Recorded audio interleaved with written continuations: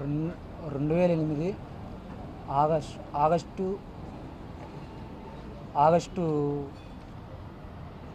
11వ తారీఖు నైట్ 11ంటికి నన్ను ఇంట్లో గుండా తీసుకెళ్ళిపోయారు. నేను పనికి వెళ్ళి వచ్చి ఇంట్లో పడుకున్నాను. ఇల్లు తలుపు కొట్టారు, మా అమ్మ తలుపు తీసింది, అంతే పట్టుకున్నారు. ఇల్లు మొత్తం సోదా చేశారు, ఇంట్లో ఏం దొరకలేదు, తీసుకెళ్ళిపోయారు.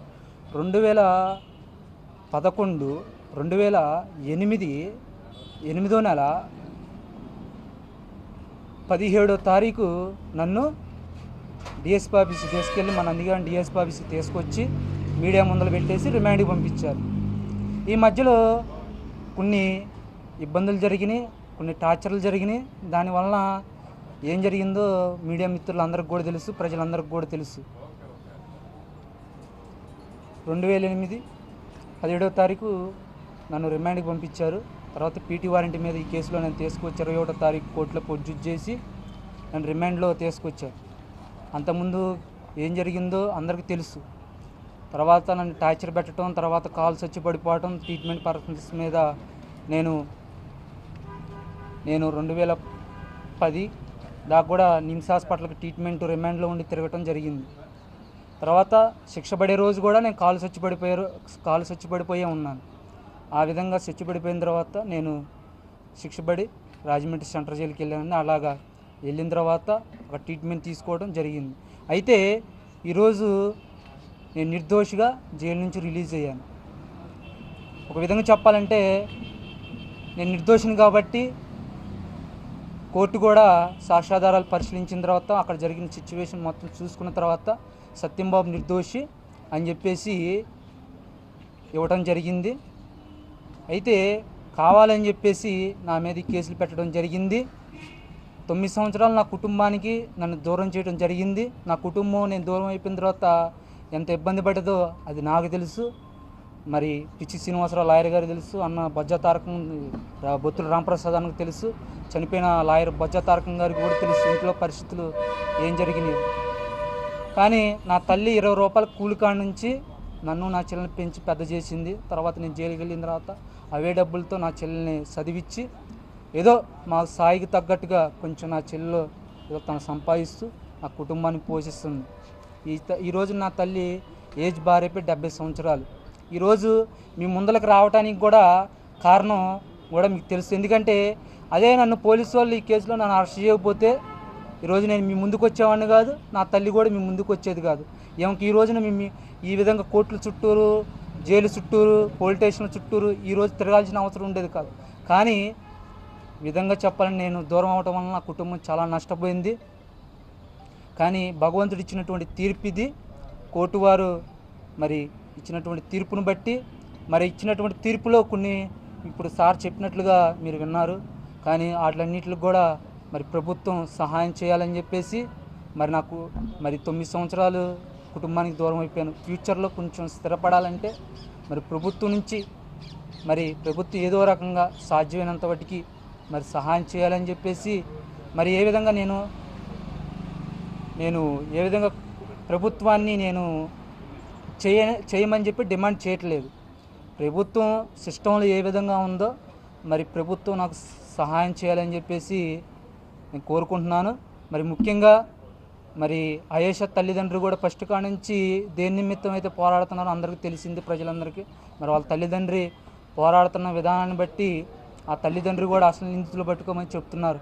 ఆ తల్లిదండ్రి మరి పోరాడుతున్న ఆ పోరాటానికి మరి వాళ్ళు పోరాటానికి మరి న్యాయం జరగాలంటే మరి ప్రభుత్వం తగు సమయంలో మరి మేలుకొని మరి వాళ్ళకి న్యాయం జరగాలని మరి నిర్భయ కేసులో ఆ నిర్భయ తల్లిదండ్రికి ఏ విధమైన న్యాయం జరిగిందో అయేషా తల్లిదండ్రికి కూడా ఇప్పుడు కుటుంబంలో ఫ్యామిలీ కోల్పోతే తల్లిదండ్రులు ఎంత బాధపడతారో అందరికీ తెలుసు.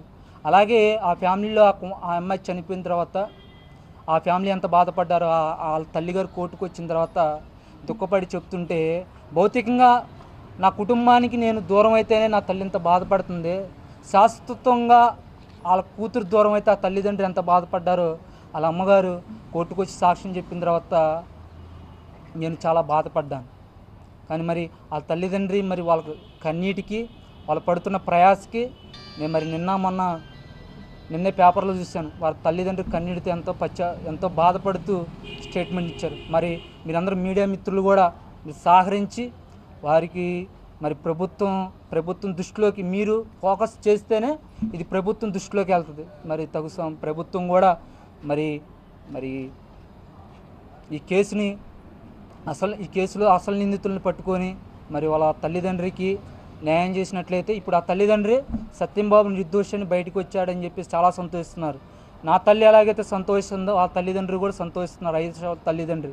మరి వాళ్ళ తల్లిదండ్రి మరి కొంచెం లోటుగా ఉంది. ఏంటి అంటే నా కుమార్తె చంపిన వాళ్ళు పట్టుకొని వాళ్ళకి శిక్ష వేయలేదే అని చెప్పేసి వాళ్ళకు ఒక వెళుతుంది. ఆ వెలితి పోవాలంటే మరి గవర్నమెంట్ వారు కూడా తగు సమయంలో మేలుకొని ఆ తల్లిదండ్రికి న్యాయం జరగాలని నేను కోరుకుంటున్నానండి. మరి ప్రభుత్వం కూడా నా పట్ల దయించి మరి సహాయం చేయాలని చెప్పేసి నాకు సహకరించిన మరి దళిత సంఘాలు, మరి ముఖ్యంగా పట్టాభి గారు, లాయర్ గారు, మరి ఆయన నేను రూపాయి కూడా ఖర్చు పెట్టలేదు. ఎల్లంగలో సార్ ఇదని చెప్పండి సార్ వెళ్ళి పిచ్చి శ్రీనివాసరావు లాయర్ గారు మరి ఫస్ట్ కాడి నుంచి ఆయన తిరుగుతుండు. వెళ్ళి సార్తో మాట్లాడితే అమ్మా నువ్వేం టెన్షన్ పడమాకమ్మా, సరే బొజ్జా తారకం గారు మరి ఆయన జిల్లా కోర్టులో చేశారు సార్, ఇప్పుడు మరి ఆయన చనిపోయారు, ఆయన ప్లేస్లో ఇవ్వడానికి లేరంటే ఏం బాధపడమాకండి అమ్మా, టెన్షన్ పడమాకండి, నేను చేస్తాను అని చెప్పేసి ముందుకు వచ్చేసి ఆయన ఏ డబ్బులు కూడా ఆశించకుండా నా తరపున మరి వాదించడం జరిగింది. మరి దాని విషయంలో మరి చాలా సంతోషిస్తున్నా. బొజ్జా తారకం గారు లేని సమయంలో నేను మరి సార్ చనిపోయిన చాలా చింతిస్తున్నాను.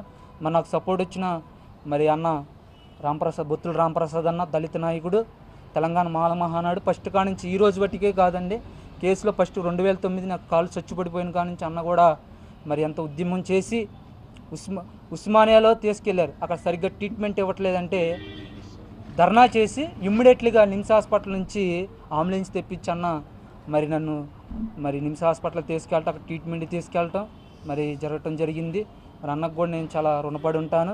మరి దళిత నాయకులు, ప్రజా సంఘాలు, మహిళా సంఘాలు, బార్ అసోసియేషన్ లాయర్లు అందరూ కూడా నా తల్లి నా కోసం ఎంత పడదో ప్రయాస అది నాకు తెలుసు. నా తల్లి యొక్క చేతి యొక్క స్పర్శకు 9 సంవత్సరాలు దూరానయ్యండి. తల్లి చేతి యొక్క ముద్దన్నం తినడానికి 9 సంవత్సరాలు. భౌతికంగా ఒక కొడుకు ఎక్కడ అమెరికాలోనో ఆస్ట్రేలియాలో ఉంటేనే దూరంగా ఉంటే జాబ్ చేస్తుంటే నా తల్లిదండ్రి నువ్వు ఎట్టుండవని ఫోన్ చేసి కనుక్కుంటారు. మరి నా తల్లి 9 సంవత్సరాలు జైల్లో ఉండి ఎంత బాధపడదో నాకు తెలుసు. మరి ముఖ్యంగా ఫస్ట్ కాడి నుంచి మళ్ళీ ఒక విషయం చెప్పాలండి, మొదటి నుంచి నన్ను ఫాలో చేస్తుంది. కేసులో నన్ను అరెస్ట్ చేసిన కాడి నుంచి ఈరోజు శిక్ష పడ్డ కాడి నుంచి జడ్జిమెంట్ హైకోర్టులో తీర్పు సత్యంబాబు నిర్దోషి అని వచ్చిన కాడి నుంచి నాకు సపోర్ట్గా ఉంది మీడియా మిత్రులే. ఎందుకంటే వాళ్ళ వల్లనే కొన్ని ఇబ్బందుల నుంచి కూడా నేను బయటపడటం కూడా జరిగింది. మరి వాళ్ళ ఫోకస్ ఉండటం వలన, వాళ్ళు నాకు తోడుగా ఉండటం వలన, మరి వాళ్ళు పేపర్లో రాసే మ్యాటర్ వలన, తర్వాత వాళ్ళు చూపించేటటువంటి జనాల దృష్టిలో చూపించడం వలన కూడా చాలా విషయంలో నాకు సహాయం జరిగింది. మరి నేను చాలా సంతోషిస్తున్నాను. మరి అందరికి కూడా రుణపడి ఉంటాను. ఇంతటితో నేను ముగిస్తున్నాను.